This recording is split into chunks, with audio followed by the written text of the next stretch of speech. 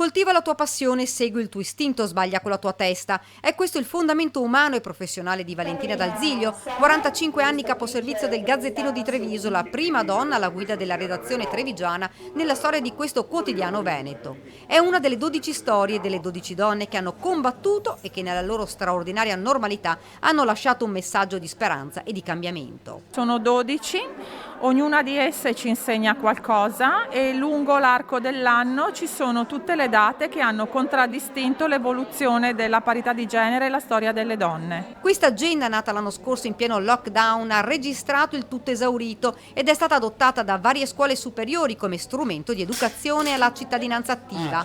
Ogni donna ha raccontato la sua vita e la sua lotta per raggiungere un traguardo, per superare ogni difficoltà. Come Monia Pio Loco Boscariolo, con una grande vocazione per l'agricoltura, a questa attività e all'azienda di famiglia arrivata dopo aver superato il diniego paterno e aver superato il percorso professionale ad ostacoli.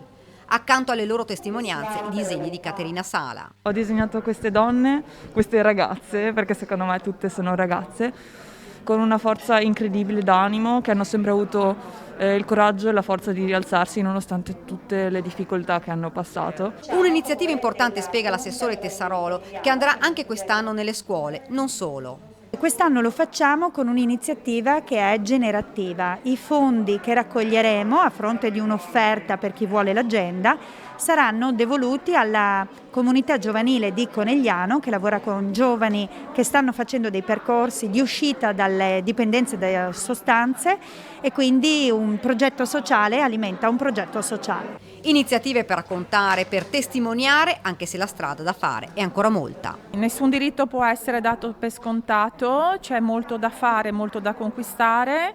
Ancora possiamo anche ricordare nel mondo anche quello che è successo ad agosto con la protesta delle donne afghane. I diritti ancora non ci sono per tutti e quindi è giusto sensibilizzare, fare cultura e diffondere questi messaggi.